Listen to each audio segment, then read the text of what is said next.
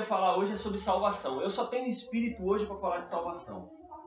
Ontem a gente estava ali na pizzaria, do lado do Zé Leite, antes de vocês chegarem. E estava bem na hora que o tribunal lá, o TSE, estava absolvendo Michel Temer. E pior, de crimes que estavam na frente dos caras. E os caras empurraram para debaixo do tapete. O mesmo Gilmar Mendes que em 2015 acolheu provas novas para incriminar o governo que então era do PT, hoje recusou provas novas para absolver a chapa do Michel Temer. E eu fiquei, sabe, refletindo com a profunda indignação de como nosso país é desigual. Como o ladrão de bicicleta enfrenta a cana e passa períodos na cadeia, e esses caras assaltam a nação, velho. E a gente, como sociedade, a gente tem uma forma hipócrita de julgar isso também. Porque outra coisa que mexeu comigo também, eu recebi um vídeo hoje de um cristão, cara. Um cara que professa fé em Cristo.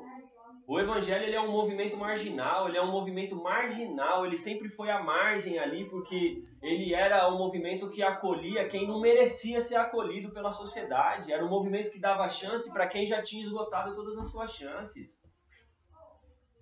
E eu recebi hoje o vídeo com uma tristeza, de um cara que tá enfurnado dentro da igreja aí, ó, cristão, me mandou um vídeo de um moleque que roubou uma bicicleta, o tatuador foi lá e escreveu na testa do moleque. Fez uma tatuagem na testa do moleque, eu sou ladrão, sou vacilão.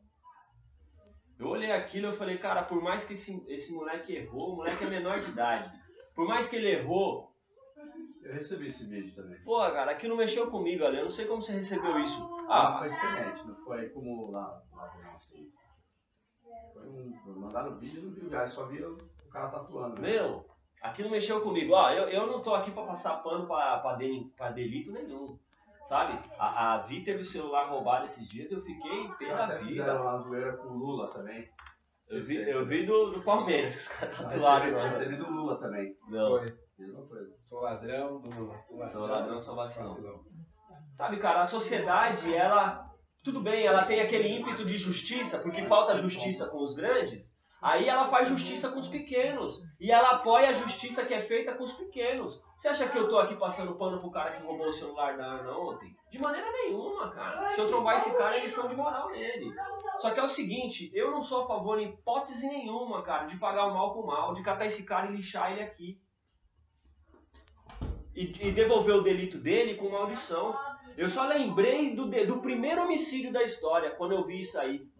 O primeiro homicídio da história está registrado no livro de Gênesis, e a narrativa de Gênesis conta a história de um irmão que matou o outro irmão. É o primeiro homicídio da história. O Caim ficou meio invejoso ali do irmão, porque Deus recebeu o sacrifício dele e não recebeu do irmão, não recebeu o dele.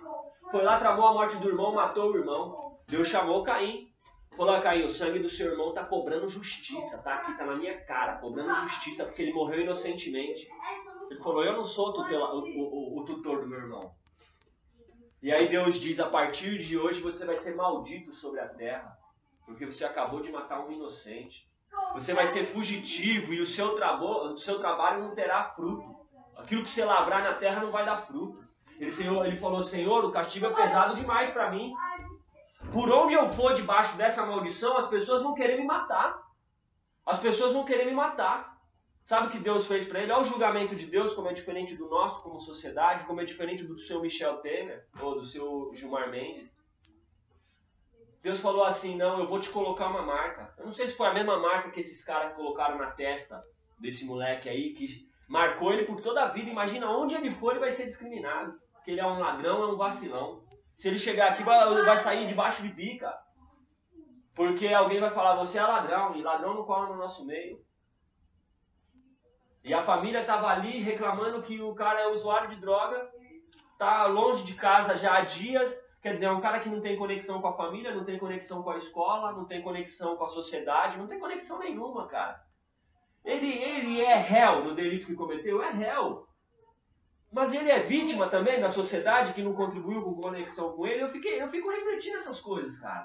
Por isso que essa noite eu só posso falar de salvação. Porque o Evangelho oferece salvação para quem a sociedade rejeita a salvação. O Evangelho original. Porque a partir que o evangelho é institucionalizado, ele começa a ter uma teologia da salvação. E sabe qual que é a primeira coisa que a teologia da salvação absorve da sociedade? A meritocracia. Que você só é salvo se você merecer. Não quero aprofundar demais no tema. Perdão, só voltando na marca que Deus deixou em Caim, para você ver como é diferente. Deus falou, vou te deixar uma marca, para que aonde você for, todos saibam que se te ferirem, eu mesmo vou fazer vingança. E ninguém vai encostar a mão em você. A sentença está dada, mas tenha misericórdia. Tenha a chance de você se reintegrar. Qual que é o sentido de cadeia? Vocês já pensaram isso, gente? Vocês já pensaram isso? Qual que é o sentido de cadeia? O Estado, nós nos organizamos como sociedade, instituímos sobre nós o Estado, que é um poder que tem a nossa autorização como sociedade de reprimir, de manter a ordem, de julgar. E aí o Estado diz que quem andar fora da ordem, ele vai alocar num lugar fechado, em exílio da sociedade, separado da sociedade. Mas qual que é a função disso? Por que o Gilmar Mendes absolve o presidente da República quando ele tem as provas do crime na mão dele? Ele empurra para debaixo do tapete e diz, não vou acolher a delação dos marqueteiros da sua campanha, não vou acolher a delação dos executivos do Odebrecht, a chapa está absolvida, o senhor Michel Temer é inocente. E aí absolve a mulher do governador do Rio de Janeiro, que rasgou o dinheiro do povo assim, ó. Sabe sob que pretexto? Porque ela é mãe de família, ela tem que cuidar do filho dela. E aí a gente vai aqui no CDP aqui de... É CDP aqui em Guarulhos, Negão? Na Dutra? Não é CDP, ali é... CDP tem presídio. São 2 CDP. Não, se você for no presídio ali, ó, hoje, a fila já tá começando agora. A mulherada vai virar a noite na fila pra amanhã entrar, ser humilhada numa revista. Cara, pra ir visitar alguém que de repente roubou uma bicicleta. Eu vi a cena também de uma mãe tendo que amamentar o filho pela grade. O filho Cara, do lado de fora e a mãe do lado de dentro. A carcereira segurando a criança e a mãe do lado de dentro da grade dando de mamar. E a mulher tem que sair porque o filho dela de 14 anos estava sem ter quem cuidar. Bom, eu sei que o fato é que hoje, não poucas vezes você encontra cristãos, a maioria dos cristãos pensa que a salvação é pelas obras, é pelo merecimento. Você tem que fazer sua parte para ser salvo. Essa é a primeira teologia da salvação. A primeira teologia que foi reformada foi de um discípulo de Santo Agostinho, que reformou a ideia de Platão do mundo dualista, ou seja, do mundo carnal, que a gente percebe as coisas pelo sentido, e do mundo das ideias, um mundo subjetivo, um mundo abstrato que não se pode tocar. E Santo Agostinho, ele relê a obra de Platão e ele dá um pano para a teologia da salvação também numa forma dualista. O mundo carnal e o mundo espiritual. A coisa evolui. O seu discípulo, João Calvino, um teólogo francês, ele afirma que a salvação é pela graça, mas só para os eleitos. Quer dizer, ele começa a pregar que há um Deus que faz acepção de pessoa. Essa teologia ela vem até os dias de hoje, as igrejas reformadas pregam isso. Você é escolhido por Deus. Então, para você ser escolhido por Deus, quer dizer que o seu Deus, o mesmo Deus que tem capacidade de te escolher porque você é bonitinho, porque você deu certo, porque você venceu, é o mesmo Deus que é capaz de rejeitar quem perdeu, quem está excluído, quem está fumando crack agora, quem está vendendo o próprio corpo. Como eu era motorista de ônibus, eu dava carona de graça para vários travestis e para várias prostitutas que saíam lá de Santo André para vir fazer programa aqui no Parque do Carmo. Os meus colegas discriminavam. Não, puta e travesti não entra no meu carro. Mas não. Eu vi que muitos ali estavam numa vida já destruída de vício, mas eu vi também uma mãe que estava ali no desbaratinho, escondida da sociedade, como talvez a última alternativa dela, e a maioria pode falar, é sem vergonhice, não sei o quê, se você acordar cedo, se você trabalhar, você vai conseguir. Mas o fato é que a gente tem um sistema que não consegue incluir todo mundo. O fato é que a gente tem um sistema desigual, brutal. A gente sai daqui, a gente tropeça na desigualdade. Então eu só tenho espírito nessa noite para falar de salvação. Mas mesmo a nossa teologia e a nossa doutrina de salvação está contaminada pelo mérito. Está separando pessoas pelos que merecem salvação e pelos que não merecem. Engraçado que diz que a salvação é pela graça, mediante a fé. Ou seja, você precisa ter fé, mas é pela graça, não é porque você merece. Se é de graça, é de graça, ó. Você não fez nada para merecer. É de graça, é seu, é favor. É imerecido. Não tem bonzinho no evangelho. Você é salvo porque você tem fé. Não é porque você é bonzinho, porque você doou 10 cestas básicas, ou porque você foi no culto de domingo, ou porque você deu seu dízimo e sua oferta. Não tem salvação por mérito. Não existe isso. A salvação de Jesus é pela graça. Totalmente pela graça. Ele redime um ladrão ao seu lado na última hora, que se arrependeu e teve fé. E aí Paulo ele bate nessa tecla. Só que antes de chegar em Paulo, depois de João Calvino, que diz que a salvação é pela graça para os eleitos, vem o Jacó Armínio, que é da ordem dos arminianos. Ele meio que reforma a doutrina do João Calvino, e ele diz que, olha, a salvação, o João Calvino diz que a graça é irresistível, os eleitos não têm como resistir ao Espírito Santo. O Armínio diz que não, ele já começa a incluir o mérito forte. Ele diz, a graça é irresistível, você pode resistir ao Espírito Santo. E você pode perder sua salvação em qualquer momento. E ele aponta, cada um tem os seus pontos e fundamentos bíblicos. E ele diz que você pode perder a coroa da salvação se você não fizer a sua parte, se você não merecer. E a doutrina do mérito vai entrando dentro da igreja, principalmente a partir do momento que ela é institucionalizada, que ela vira instituição, que ela vira religião oficial, ela sai de ser um movimento marginal que tem que se reunir escondido, porque é perseguido pelo governo, pelo Estado, porque dá chance para gente excluída. E ela agora passa a ser a religião oficial do Estado. O Estado instituiu a religião. Roma agora, a religião que professa é a cristã.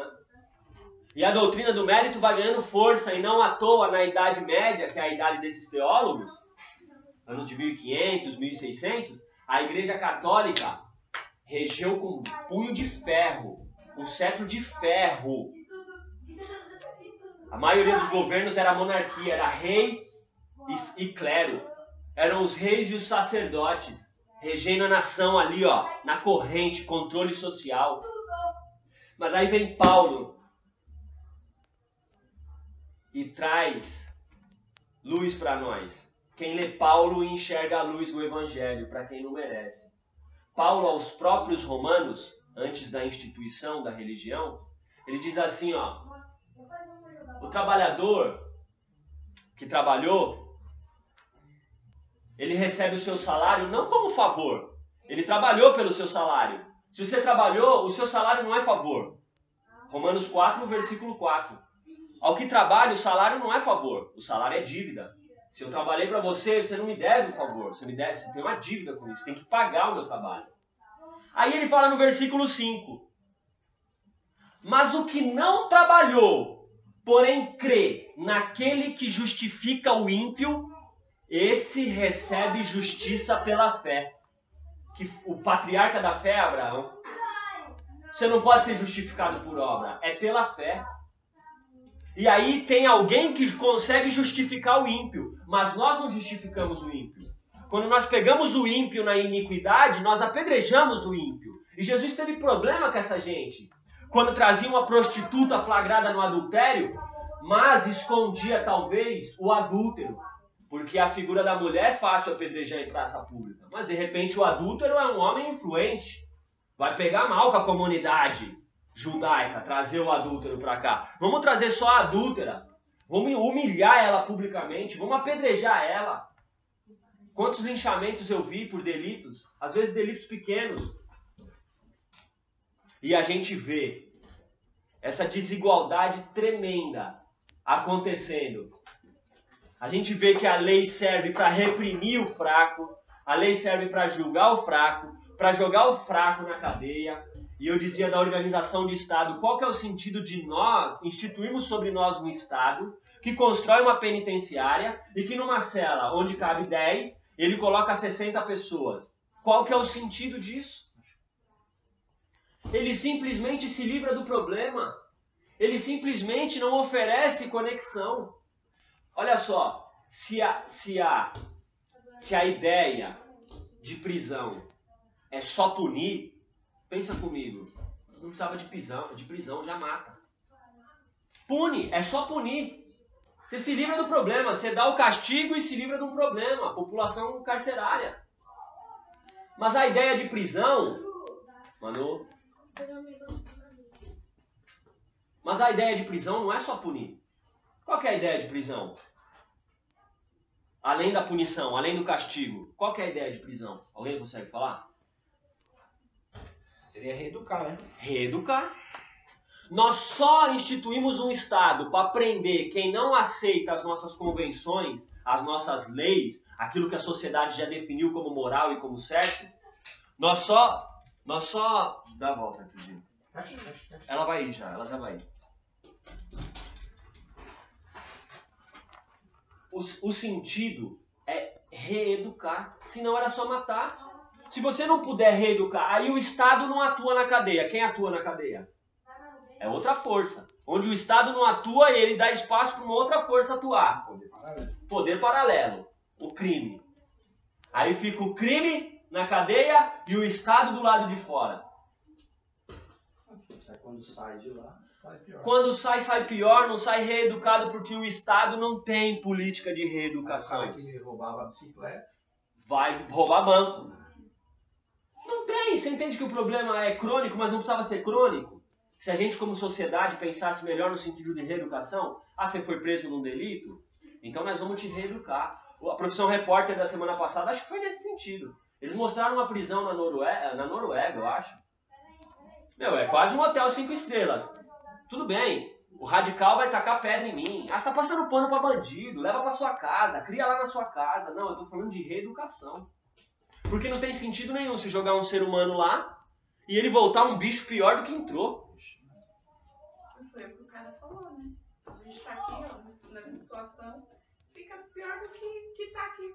Quando sai daqui é pior. Porque o Estado não atua lá, o Estado atua só aqui fora, reprimindo e só reprime. E só reprime o fraco, porque se a justiça fosse igual, ao menos você falava, beleza. Mas a mulher do governador fica um mês na cadeia e sai para cuidar dos filhos.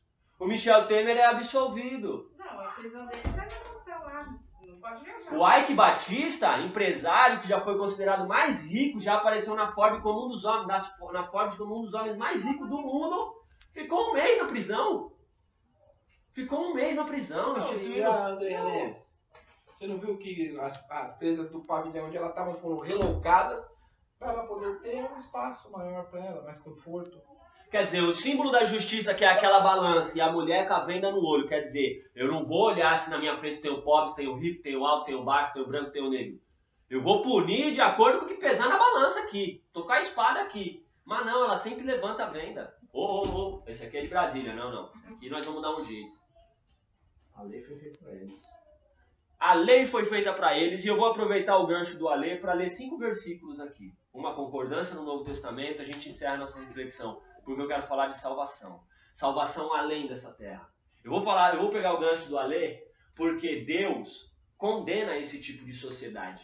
Deus condenou no Antigo Testamento e condena no Novo Testamento. No Antigo Testamento, ainda a doutrina era exclusivista. O conceito que se tinha de Deus era o Deus de Israel. Era o Deus de uma nação. Então aqui ele vai se referir ao Deus de Israel. Mas o Deus de Israel se manifestou em Cristo para a humanidade.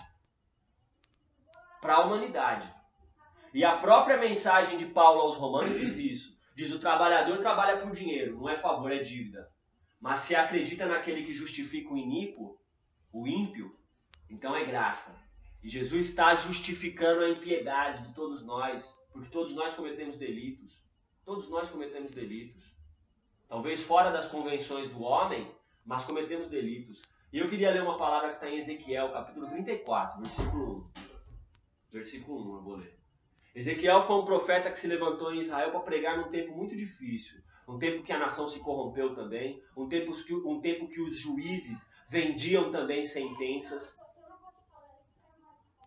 Um tempo que os profetas e os governantes se alimentavam e se saciavam em banquetes do dinheiro do povo. Porque isso é história. Desde que a nação é nação, homens criam pirâmides, a base é explorada para que poucos vivam num patamar ali de luxúria. Mas Deus condenou isso. E na justiça de Deus, a Paty falou isso ontem pra mim, ela falou, o que a gente pode fazer, né? Aquele sentimento de impotência. Eu não estou aqui pregando que a igreja vá lá para Brasília e faça a revolução e vamos mudar o sistema político, econômico. Não. Eu estou falando o que nós vamos ser como igreja, como pequeno grupo, para uma sociedade tão carente de inclusão, tão carente de perdão, tão carente de tolerância, tão carente de aceitação. Quando a própria igreja aceitou o discurso do mérito e quem não tem merecimento, ela enxota para fora, debaixo de bicuda. Aí eu vejo aqui, versículo 1, Ezequiel falando, veio a minha palavra do Senhor dizendo, filho do homem, profetiza contra quem? Contra quem, Elton? Você que está acompanhando? Contra os pastores de Israel. Contra os pastores. Está falando de quem conduz o rebanho, de quem está na cabeça, de quem dá as ordens, as diretrizes. Está falando da liderança da nação. Profetiza e diz-lhes assim, ó. Assim diz o Senhor, ai dos pastores de Israel. Olha o que o Ale falou, ó. Eles fazem leis para eles mesmos. Olha o que Deus disse na boca do profeta em Israel. Profetiza contra os pastores de Israel. Profetiza e diz-lhes, assim diz o Senhor, ai dos pastores de Israel que se apacentam a si mesmos. O que é apacentar? É cuidar. Eles cuidam de si mesmos. Mas o meu povo está gemendo. Ele diz, não apacentarão os pastores as ovelhas? Ele pergunta, né? Comeis a gordura da ovelha, vestivos da lã das ovelhas e degolais o cevado das ovelhas, mas não cuidam das minhas ovelhas. Ele está dizendo algo que é claro na nossa sociedade. Ele está dizendo que você, líder dessa nação, você se alimenta do que a minha ovelha produz. Ela produz lã, serve para o seu casar, mas ela morre de frio. Ela produz um filho e você mata o cevado para ser banquete na sua mesa, mas ela morre de fome. Qual que é a outra que ele fala? Você se alimenta da gordura, mas ela está passando necessidade. Então, ai de você, líder, que explorou a base, que montou um sistema onde a parte superior vive num patamar de luxúria e a parte inferior padece necessidade. Ai de você, porque na minha justiça isso não está sendo negado aqui. Ele diz assim, ó. Aí você fala, o que é a justiça de Deus então? Ele fala no versículo 4, com relação àquilo que os pastores não fazem, você começa a ter uma ideia do que é a justiça de Deus. Ele diz assim, ó. A ovelha fraca, vocês não fortaleceram. Ó, o discurso do mérito não premia só quem merece? Mas na justiça de Deus ele está dizendo assim, ó, mas a ovelha que estava fraca, a ovelha que estava cambaleando, a ovelha que estava num subemprego, vocês não deram condição dela se fortalecer. Vocês não deram condição dela se levantar. Olha a responsabilidade de quem apacenta.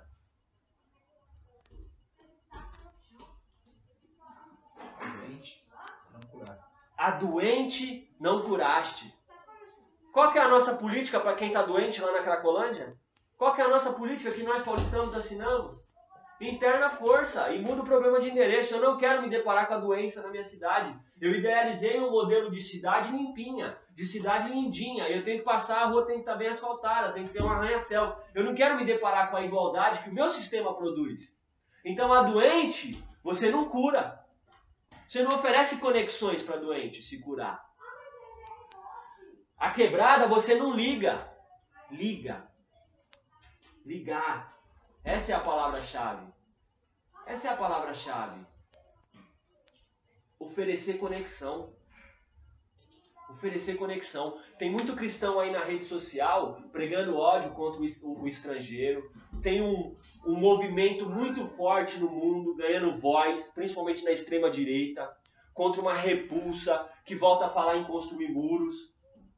Na Europa você ouve a Inglaterra falar em muros. Na Europa, como chama? Le Pen lá, né? Le Pen, que era da extrema-direita, né?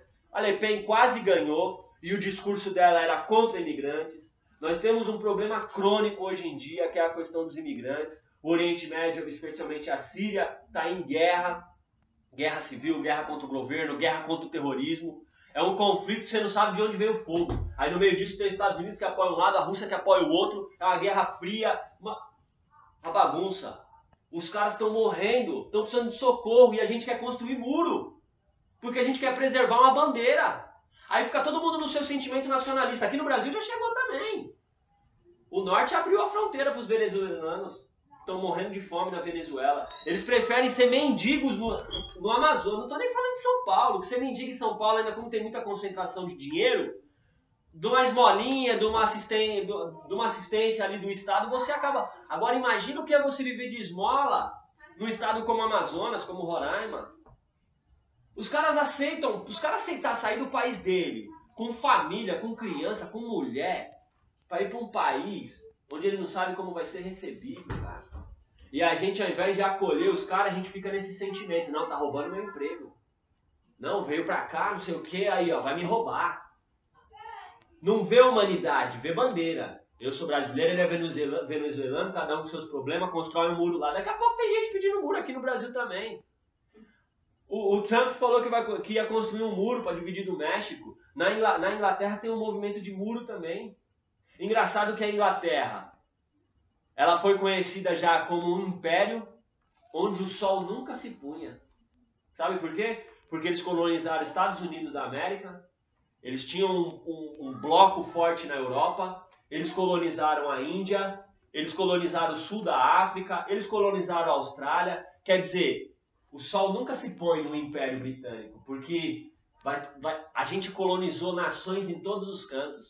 Aí os caras exploraram o ouro, os minerais, a terra, escravizaram por onde passaram, na África trouxeram escravos, exploraram a riqueza de outros países e agora simplesmente que esgotou os recursos, que eles causaram um caos, que eles impuseram a sua cultura, a sua fé, a sua religião para o mundo, agora simplesmente porque eles estão vendo que é um problema sem solução, eles de repente perdem o interesse na humanidade, querem se isolar atrás de um muro, se isolar num sentimento de elitismo, de meritocracia, de merecimento.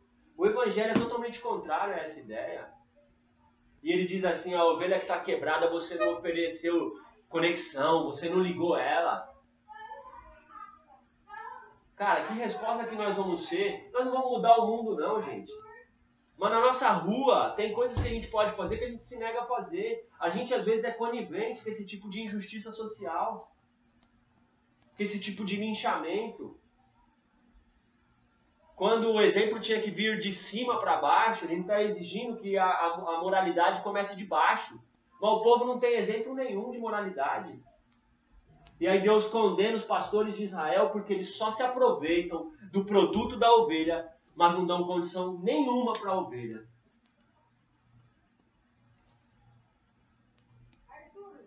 A desgarrada que se perdeu, vocês não tornaram a trazer. A que se perdeu, vocês não foram buscar.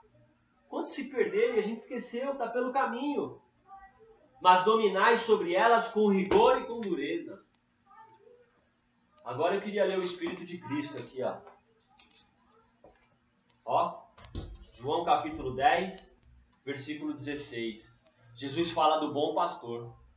E ele se refere à comunidade judaica, que tem esse sentimento elitista, que diz que fora das tradições dela não existe ingresso no reino de Deus.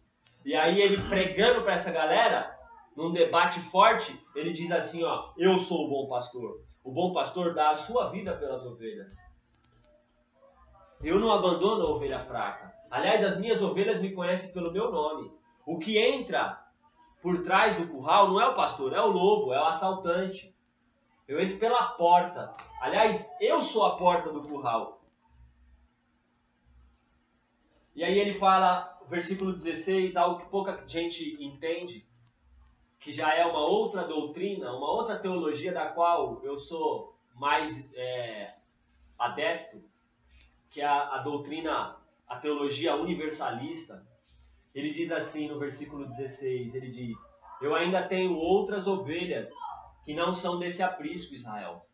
Vocês estão achando que a salvação é para Israel, mas eu tenho ovelhas na Síria, eu tenho ovelhas na Cisjordânia, eu tenho ovelhas na Palestina, Eu tenho ovelhas no Brasil, eu tenho ovelhas na Venezuela, eu tenho ovelhas mesmo nesses países aí que você está achando que eu nunca vou passar na porta, que você está achando que você é escolhidaço. E aí vem o evangelho da aceitação que inclui, e ele diz assim: e me convém conduzi-las, elas ouvirão a minha voz, então haverá um rebanho e um pastor. Paulo concorda com esse versículo em Efésios, quando ele diz que na plenitude dos tempos, o Senhor Jesus vai congregar para si novamente todos, na terra e nos céus. Ele que pode oferecer redenção até para um anjo caído rebelde.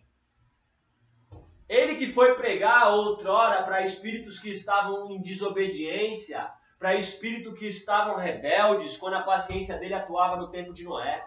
Ele desceu até as prisões, até os calabouços do inferno, para pregar para espíritos que já não estavam mais em carne. Quem somos nós para dizer que a graça de Deus se resume ao seu corpinho de carne, que a terra vai comer? Ele oferece a graça até para alguém que você olha e diz, não merece. Porque no fundo, se você olhar para si e dizer assim, eu mereço, você já tem que começar a rever seu conceito se você está perto de Deus. Porque os que dizem, historicamente, e dentro da palavra, os que dizem eu mereço, foi os que Deus mais confrontou. Ah, você merece? Então aquele que não tem pecado atira a primeira pedra. Vai saindo um, vai saindo outro, vai saindo outro, vai saindo outro. E ele diz assim, mulher, alguém aí te condena? Ela falou, não. Ele falou, eu podia te julgar. Eu tenho autoridade para te julgar, mas eu não vou te julgar.